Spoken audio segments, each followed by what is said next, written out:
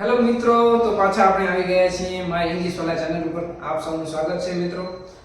આપ સૌનો ખૂબ જ સારો એવો સહકાર, સાથ સપોર્ટ મળેલો છે.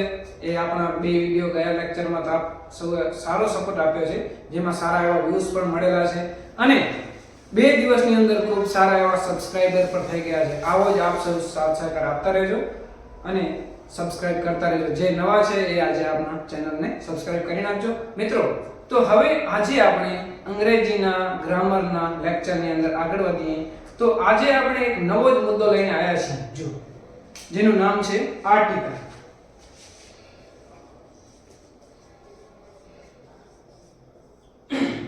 મિત્રો, સૌપ્રથમ તો આપણે એ સમજવું જોઈએ કે આર્ટિકલ એ શું છે. જો એક વાક્ય રચના હોય, સબ્જેક્ટ, વર્બ, ઓબ્જેક્ટ, બરાબર, કર્તા, કર્મ, ક્રિયાપદ, એની અંદર ક્યાંક આ આર્ટિકલ આવે છે. જેમ કે જોજો કે I am a player, બરાબર. હવે આ વાક્યની અંદર I એ પ્રોનાઉન છે, જ્યારે player એ નાઉન છે, am એ હેલ્પિંગ વર્બ છે. પણ આ શું છે? આ જે બાકી રહે છે એને આર્ટિકલ કહેવાય. હવે જો આર્ટિકલના કેટલા 2 પ્રકાર પડે છે. પહેલા તો આપણે 2 આર્ટિકલના પ્રકારને સમજીએ.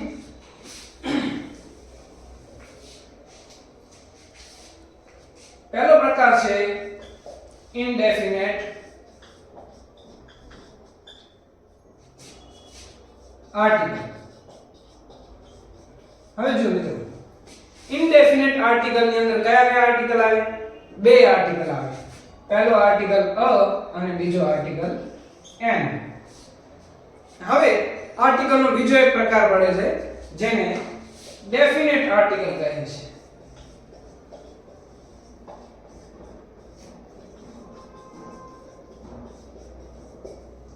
ડેફિનેટ આર્ટિકલ ની અંદર માત્ર એક જ આર્ટિકલ આવે છે જેનું નામ છે the. હવે મિત્રો, આજે આપણે આ 3 આર્ટિકલને સમજીએ કે આ આર્ટિકલ કયા નામની આગળ યુઝ થાય છે, કેવી રીતના યુઝ થાય છે, એના શું શું નિયમો છે. તો આપણે સૌથી પહેલા પ્રથમ આ અ આર્ટિકલને સમજીએ કે અ આર્ટિકલ એ શું છે. આર્ટિકલ અ એ એકવચન નામની આગળ વપરાય છે. હવે પહેલા તો આપણે એ સમજીએ કે એકવચન એટલે શું, બહુવચન એટલે શું. જો એકવચન એટલે કે કોઈ પણ એક વસ્તુ કે વ્યક્તિ, બરાબર. જેમ કે આ પેન છે, બરાબર, આ એક છે એને એકવચન કહેવાય, બરાબર. ઘણી બધી થઈ ગઈ, પેન્સ થઈ ગઈ તો એ બહુવચન થઈ ગયો. કોઈ પણ વસ્તુને આપણે જોઈ લો, કોઈ એક હોય એને એકવચન કહેવાય. અહીં હવે જો અ આર્ટિકલને આપણે ઉદાહરણ જોઈએ છીએ, બરાબર. એક્ઝામ્પલ તરીકે આર્ટિકલ અ ના કયા કયા ઉદાહરણો થઈ શકે. જેમ કે કોઈ એક બુક હોય તો હું એમ કહીશ અ બુક, બરાબર. પછી કોઈ પેન હોય તો આર્ટિકલ પેન ની આગળ કયો અ લાગે, બરાબર. કોઈ પણ એક વસ્તુ અ ડસ્ટર, બરાબર, એક વસ્તુ છે ડસ્ટર, બરાબર, આની આગળ આર્ટિકલ અ લાગે, બરાબર મિત્રો. કોઈ પણ એક વચન નામની આગળ આર્ટિકલ અ લાગે. બીજો નિયમ શું યાદ રાખવાનો મિત્રો? એકવચન એટલે પછી આપણે એ યાદ નહીં રાખવાનું કે પછી પ્રોપર નાઉન આવે છે ને, જે દાખલા તરીકે મારું નામ છે સંજય, બરાબર. તો સંજયની આગળ હું અ આર્ટિકલ યુઝ કરું તો એ મિત્રો ખોટું છે. હું એમ ન કહી શકું કે I am a સંજય, એ ખોટું છે, બરાબર. અ આર્ટિકલ નામની આગળ ના આવે. આર્ટિકલ અ છે ને કોઈ પણ ચીજ વસ્તુ હોય ને એની આગળ આવે, બરાબર છે. અ આર્ટિકલને આપણે સમજી ગયા. હવે બીજો આર્ટિકલને સમજીએ, બરાબર. an. હવે જો an આર્ટિકલ એ પણ એકવચન નામની આગળ જ વપરાય છે. પણ એની ખાસિયત શું છે કે સ્વર હોય ને, દરેક ભાષામાં વ્યંજન અને સ્વર 2 હોય. અંગ્રેજી ભાષાની અંદર 26 મૂળાક્ષરોમાંથી 5 છે એ સ્વર છે. જેમ કે આ સ્વરો કયા છે? અ, ઈ, આઈ, ઓ અને યુ. આ 5 સ્વરો છે. હવે જ્યારે પણ કોઈ વાક્યની શરૂઆત, મતલબ કે કોઈ શબ્દની શરૂઆત આ 5 શબ્દોથી થાય છે ને, ત્યારે આર્ટિકલ n યુઝ થાય. જો આપણે ઉદાહરણ લેશું, વ્યવસ્થિત તમને સમજાશે. જો જેમ કે હું એમ કહું કે એપલ. હવે જો એપલ એ શબ્દ છે, બરાબર. એ શબ્દની શરૂઆત ક્યાંથી થઈ? અ થી થઈ. અહીંયા અ શું છે? સ્વર છે. નિયમ શું છે? સ્વરની આગળ આર્ટિકલ n લાગે. તો આની આગળ આપણે શું કહીશું? An apple. આવી રીતના પછી બીજો સ્વર છે ઈ, બરાબર. બીજું ઉદાહરણ લઈએ, એન એલિફન્ટ, બરાબર. એલિફન્ટ નું શું છે? આ એલિફન્ટ એટલે હાથી, બરાબર. એલિફન્ટ ઈ થી આપણે શરૂઆત થઈ છે શબ્દની, મતલબ કે આમાં સ્વર છે. એવી રીતના આઈ છે, આઈ નું શું થાય? ઇંક. ઇંક એટલે કે સહી. આર્ટિકલ એન એ આઈ ના સંદર્ભમાં અહીંયા યુઝ થયો. પછી ઓ છે, બરાબર.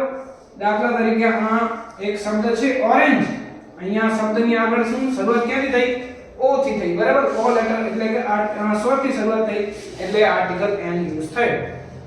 આવી જ રીતે મિત્રો આ પણ છે યુ. યુ નો પણ દાખલા તરીકે અમ્બ્રેલા છે, બરાબર. અમ્બ્રેલા. અમ્બ્રેલા શબ્દની શરૂઆત ક્યાંથી થઈ? યુ થી થઈ, એટલા માટે એની આગળ આર્ટિકલ એન લાગે મિત્રો. આવી રીતના કોઈ પણ સ્વરથી જ્યારે શબ્દની શરૂઆત થાય છે ત્યારે આર્ટિકલ એન યુઝ થાય છે. જ્યારે કોઈ શબ્દ એકવચન હોય અને વ્યંજનથી શરૂઆત થાય ત્યારે આર્ટિકલ અ લાગે. પણ મિત્રો ધ્યાન રાખવા જેવી બાબત હવે થાય છે કે બેમાં ગવર્નમેન્ટની પરીક્ષામાં કે આપણે જ્યારે શિક્ષક આપણને ક્લાસની અંદર પૂછતા હોય છે ત્યારે કેવો પ્રશ્ન હોય છે? આ તો સામાન્ય સમજણથી, પણ જ્યારે વ્યવસ્થિત પ્રશ્નો, જ્યારે પરીક્ષાઓના પ્રશ્નો ક્યારે કેવા હોય જોજો મિત્રો. હવે હું તમને પરીક્ષાના સંદર્ભના પ્રશ્નો સમજાવું. આપણે સમજ્યા કે આ સ્વરથી શરૂઆત થાય ત્યાં એન લાગે, બરાબર. આ સ્વર હતા એ, ઈ, આઈ, ઓ, યુ, બરાબર. હવે હું અહીંયા એમ લખું કે યુનિટ, બરાબર. આ યુનિટ શબ્દની આગળ આ શરૂઆત ક્યાંથી થઈ? યુ થી થઈ. તો તમે એમ કહેશો સર તમે તો શીખવાડ્યું છે યુ થી શરૂઆત થાય, સ્વરથી થાય ત્યાં એન લાગે. પણ મિત્રો ધ્યાન રાખજો, મેં એમ કીધું છે કે સ્વરથી શરૂઆત થાય. સ્વર શું છે?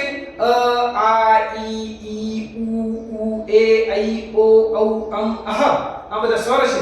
બાકી કલમ, ખડિયો, ગણપતિ, ઘર આ બધા શું છે? વ્યંજન છે. અહીંયા યુનિટ ઈ શું છે? યુનિટ. જો યુ, યુ એટલે શું થયો? ય થઈ ગયો. યતિનો ય, આ શું થઈ ગયો? વ્યંજન થઈ ગયો. તો આની આગળ આર્ટિકલ અ યુઝ થાય, બરાબર. પછી બીજો શબ્દ છે યુનિવર્સિટી, બરાબર. આ પણ જુઓ યુ થી શરૂઆત થયો એટલે અ લાગે, અહીંયા એમ ન લાગે. પણ હજી પણ એક અપવાદ સમજો. હવે જુઓ આ તો આપણે અ નો નિયમ સમજ્યા, પણ જ્યારે કોઈ એવો શબ્દ લખેલો હોય, દાખલા તરીકે ઓનેસ્ટ લખેલું છે, બરાબર. હવે ઓનેસ્ટ શબ્દની અંદર જો આ એચ થી શરૂઆત થઈ પણ અહીં આર્ટિકલ એન લાગે છે. હવે એ શું છે સાહેબ? તો એને સમજવા જુઓ. અહીં આ શબ્દનું ઉચ્ચારણ શું છે? ઓનેસ્ટ. ઓ, ઓ થી શરૂઆત થઈ, એ, આઈ, ઈ, ઓ, યુ, ઓનેસ્ટ. મતલબ આ સ્વરથી શરૂઆત થઈ એટલા માટે એની આગળ આર્ટિકલ એન યુઝ થયો મિત્રો. એવી રીતના પછી ઓનેસ્ટી, આ બધા પ્રામાણિકતાના સંદર્ભમાં જે ગુણો છે. એવી રીતના મિત્રો આ ભલે અહીંયા શરૂઆત વ્યંજનથી થઈ છે પણ એનું ઉચ્ચારણ સ્વરથી થયો છે. મિત્રો આ આર્ટિકલ શીખવા માટે છે ને તમારી પહેલી પ્રાથમિકતા શું હોવી જોઈએ? તમને અંગ્રેજી વાંચતા આવડવી જોઈએ. જો વાંચતા આવડશે તો આ આર્ટિકલ આવડશે, અને આર્ટિકલ આવડશે તો તમને બોલતા આવડશે, બરાબર. તો મિત્રો આજે આપણે આ હમણાં આટલે સુધી અ અને એન આર્ટિકલને સમજ્યા. હવે મિત્રો આપણે આર્ટિકલ ધ ને સમજીએ, ડેફિનેટ આર્ટિકલ.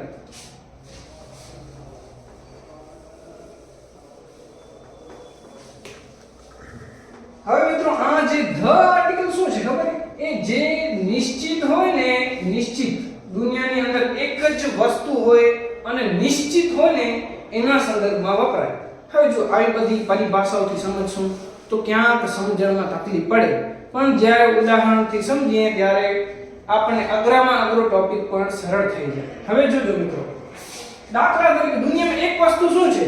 તો એક જ આપણે આજુબાજુ જોઈને સૂરજ છે. જો તો સૂરજને શું કહેવાય? સન, બરાબર. સન ની આગળ કયો આર્ટિકલ લાગે?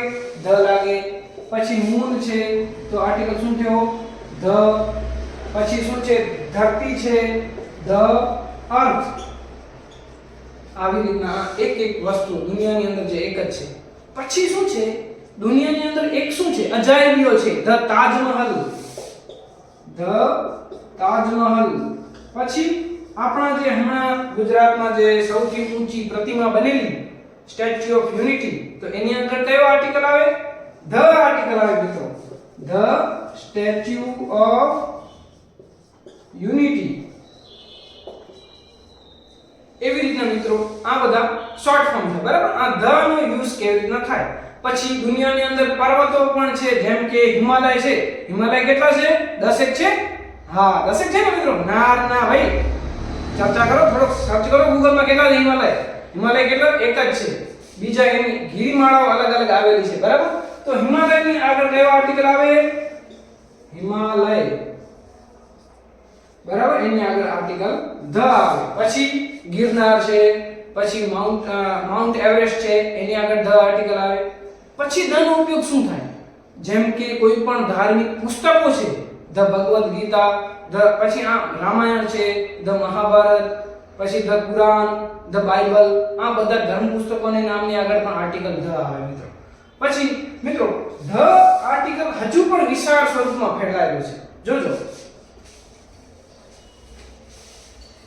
હવે જો હું જ્યારે કોઈ પણ વસ્તુની એક વખત વાત કરીશ ત્યારે એ વાત હું કઈ વસ્તુની કરી એ નક્કી કરી નાખીશ, અને નિશ્ચિત હોય ત્યારે એની આગળ આર્ટિકલ ધ આવે. શબ્દોથી આપણે નહીં પતાવીએ, આપણે ઉદાહરણથી સમજીશું. જુઓ, જેમ કે હું એમ કહું, આઈ એમ eating an apple, બરાબર. હું આ અહીંયા an યુઝ કર્યો, બરાબર, એપલ માટે. પણ હવે જ્યારે હું એપલની હું નક્કી કરી નાખી હું એપલ ખાઉં છું, બરાબર, તો હું એપલની જ વાત કરું છું. તો જ્યારે બીજો વાક્ય આપણે લખીશું ત્યારે શું લખીશું? The apple is very tasty. મિત્રો આવી રીતના નિબંધો લખાય છે. એસે જે અંગ્રેજીની અંદર તમને પૂછાતા હોય ને, ફોરેસ્ટ વિશે નિબંધ લખો કે ફાર્મર વિશે નિબંધ લખો. જેમ કે તમે એમ લખો કે આઈ એમ, બરાબર, અ ફાર્મર, બરાબર. કોઈ પણ વ્યવસાય હોય, દાખલા તરીકે ટીચર કે ડોક્ટર કે એન્જિનિયર, આ બધા આર્ટિકલ અહીંયા અ લાગે. એન્જિનિયરની આગળ કયો આર્ટિકલ? એન લાગે, બરાબર. એક વચન છે એટલે. પણ અહીં હું આટલે સુધી લખ્યું. હવે આગળ હું નિબંધ લખું છું, બરાબર, કે હું એક ખેડૂત છું, આઈ એમ અ ફાર્મર. હવે હું આ ફાર્મર નક્કી કર્યો, ફાર્મર હું છું, આ ફાઇનલ થઈ ગયું. હવે ફાર્મર વિશે વધારે ડીપમાં માહિતી આપીશ તો શું લખીશ? The farmer is a great occupation. Occupation એટલે કે વ્યવસાય. ફાર્મર બનવું, ખેડૂત બનવું, બરાબર, એક ગ્રેટ વ્યવસાય છે ખેતી કરવી. મિત્રો અહીંયા નક્કી થઈ ગયું, બરાબર. કોઈ વસ્તુની મેં અહીં વાત કરી, કોઈ બરાબર વ્યવસાયની વાત કરી, અને પછી એના વિશે વધુ લખતો જાઉં છું. જેમ કે હું કહું કે it is a black pen, પછી હું બ્લેક પેન ની જ વાત કરું, બરાબર. અહીંયા પહેલો વાક્ય શું બોલે? It is a black pen, બરાબર, એક છે એટલે. પણ પછી જો બોલીશ તો શું બોલીશ? The black pen is very good in writing, બરાબર. હું અહીંયા ધ આર્ટિકલ યુઝ કર્યો. તો એવી રીતના મિત્રો આર્ટિકલ અ, એન અને ધ નો યુઝ થાય છે મિત્રો. આશા છે આપને આર્ટિકલ સમજાણા હશે. આપણો આ વિડિયો પૂરો થશે એટલે એન્ડમાં તમને પ્રશ્ન પણ મળી જશે, અને જે તમે સમજ્યા હો એ પ્રમાણે આ પ્રશ્નોના જવાબ આપજો. અને મિત્રો જે પણ નવા છે એ સબસ્ક્રાઇબ કરવાનું ના ભૂલજો, અને સાથ સહકાર આપતા રહેજો. એવું જ થેન્ક યુ વેરી મચ.